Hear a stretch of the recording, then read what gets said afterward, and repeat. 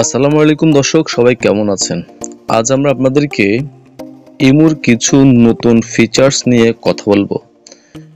যে ফিচার্সগুলো আপনার ইমু ব্যবহার করার ক্ষেত্রে আপনাকে অনেক বেশি হেল্প করবে, আপনাকে অনেক বেশি সিকিউরিটি দিবে এবং আপনি যদি কাউকে ব্লক করতে চান আপনি করতে পারবেন, নতুন নিয়মে ব্লক করতে পারবেন এবং চাইলে সেটাকে আবার আনব্লক করতে পারবেন। আবার আপনাকে যদি কেউ আপনার অজান্তে গ্রুপে অ্যাড করে দেয় সেটা আপনি বন্ধ করতে পারবেন, কেউ যাতে আপনার গ্রুপে অ্যাড না করতে পারে। তো আমরা আপনাদেরকে প্রথমে যে অপশনটা দেখাবো সেটা হচ্ছে, আপনি যদি কাউকে ব্লক করতে চান, ধরুন আপনার কেউ খুব ডিস্টার্ব করছে, আপনাকে বিরক্ত করছে, এখন আপনি চাচ্ছেন তাকে ব্লক মেরে দিতে। এখন আপনি যদি তাকে ব্লক মারতে চান, যে আইডিটা আপনি ব্লক মারবেন সেই আইডিটার উপর জাস্ট ক্লিক করবেন। ক্লিক করলে উপরে আপনি একটা 3 ডটের অপশন পাবেন, অথবা নামের উপর আপনি ক্লিক করে দিবেন। নামের উপরে ক্লিক করলে আপনি এখানে একটা 3 ডটের অপশন পাবেন, এর উপর আপনি জাস্ট ক্লিক করবেন। ক্লিক করলে আপনি নিচে একটা অপশন পেয়ে যাবেন ব্লক নামে, এটা জাস্ট এখান থেকে অন করে ব্লক করে দেবেন, তাহলে দেখবেন আপনার অ্যাকাউন্ট থেকে আইডিটা ব্লক হয়ে গেছে।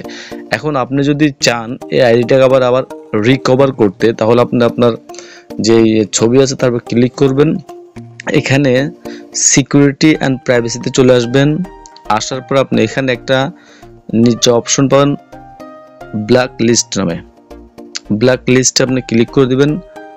ব্ল্যাক লিস্টে ক্লিক করার পরে আপনি পেয়ে যাবেন আপনি যাকে ব্লক করেছেন তার আইডিটা দেখতে পারবেন। আপনি যদি আনব্লক করতে চান, আনব্লকে ক্লিক করে দিয়ে আনব্লক করে দিবেন, তাহলে আপনি প্রোফাইলে যাবেন, গিয়ে আপনি জাস্ট এখানে চ্যাটে চলে আসবেন।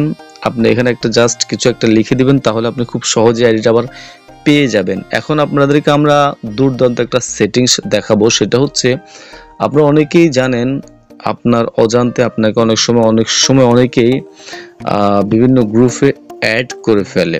এখন আপনি যদি এই গ্রুপে অ্যাড করাটা বন্ধ করতে চান, আপনি এখানে সোজা চলে আসবেন। আসার পর আপনি এখানে সিকিউরিটি অ্যান্ড প্রাইভেসিতে আসবেন। আসার পর আপনি এখান থেকে খুঁজে বের করবেন গ্রুপ, একটু স্ক্রল করে নিচে আসলে আপনি পেয়ে যাবেন গ্রুপে চলে আসবেন।